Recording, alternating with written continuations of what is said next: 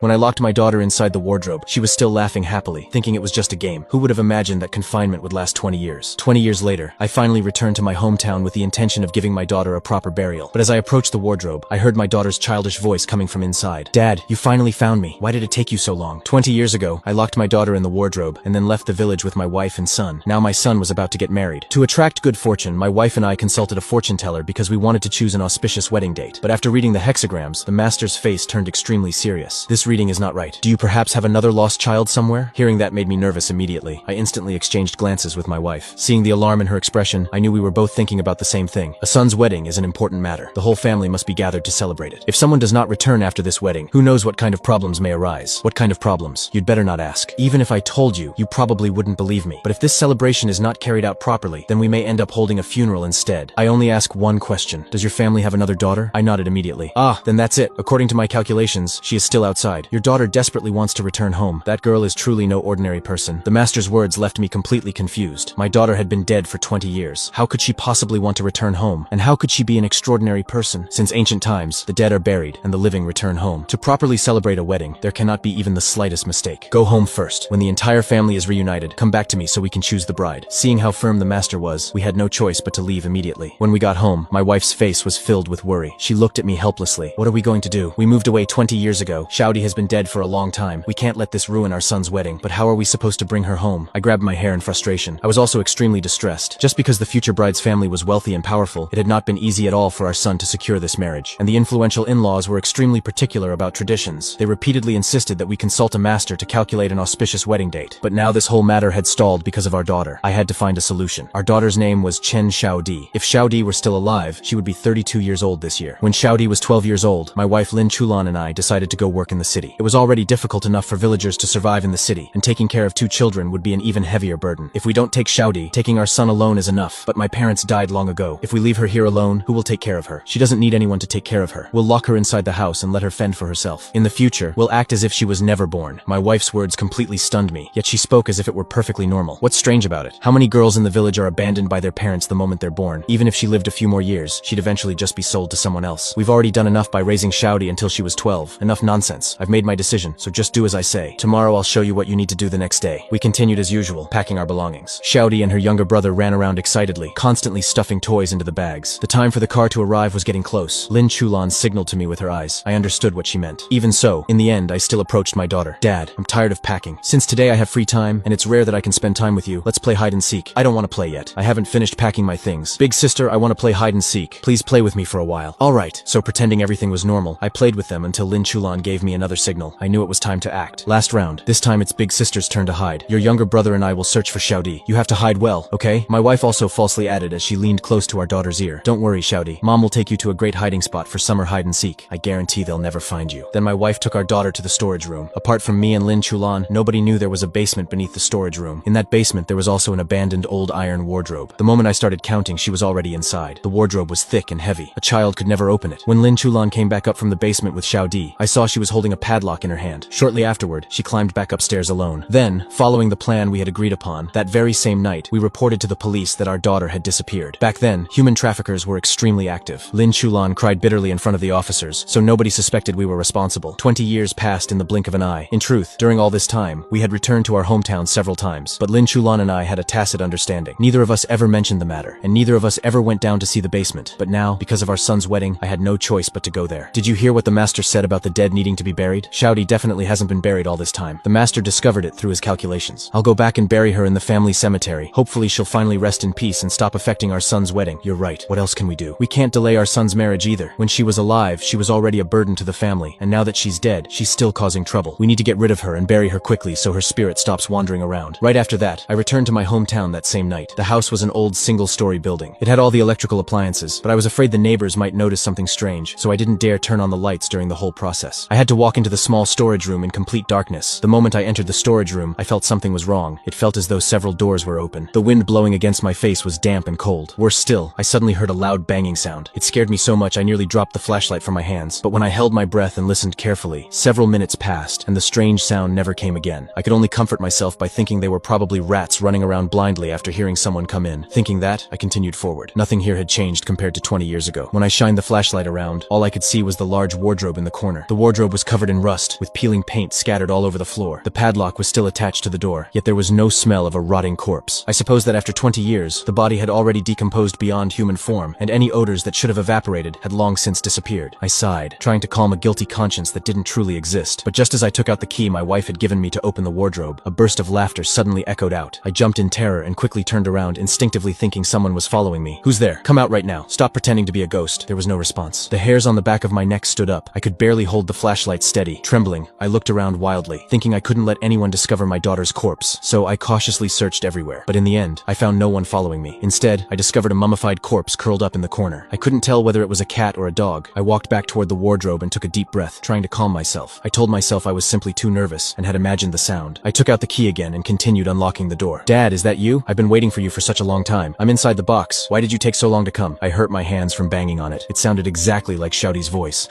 Dad finally found me. Looks like I hid really well this time. It really was Chen Shouty speaking. What the hell was happening? Shouldn't Shouty have died long ago? "Dad, why aren't you answering me?" "Open the door quickly." How was that possible? In a sealed iron wardrobe for 20 years? Even if she hadn't suffocated, she would have starved to death. What the hell was inside that wardrobe? I want to get out. Hurry and get me out of here, Dad. I don't want to play hide and seek anymore. I want out. Open the door right now. I could no longer stand. I crawled out of the basement in terror. I didn't even dare go back to pick up the keys I had dropped. When I got home and described everything, Lin Chulan's first reaction was not belief, but suspicion. "San Wendonggu, are you too scared to buy it? Did Shouty make up lies on purpose?" Wow. If you don't want to bury her, just say it directly. Why make up ghost stories to fool people? How could something so strange exist in this world? I repeatedly insisted I wasn't lying, but no matter how much I explained, Lin Chulan simply refused to believe me. In the end, she stormed out angrily. Not long after she left, the future in-laws called, asking how the wedding preparations were going and whether I had consulted a master to choose the date. The in-laws were business people and cared deeply about feng shui, so they placed enormous importance on the wedding date. How could I possibly tell them the truth? I could only use my wife's illness as an excuse and promise that in a couple of days I would go consult the master about the date. After hanging up the phone, I pulled out several cans of beer, intending to drown my worries in alcohol. But even after several cans, I still couldn't stop thinking about what was inside the wardrobe, because I simply could not understand it. If it was a person, how could it survive 20 years inside a sealed wardrobe? If it was a ghost, how could it be trapped inside the wardrobe? Thinking about that, I eventually fell asleep in a daze. "Wendong, wake up! Wake up already! Get up now!" I really heard it. No, not only did I hear it, I also opened the wardrobe door. "The door? Who told you to open it? Then what did you see inside?" "Ah, it followed me home."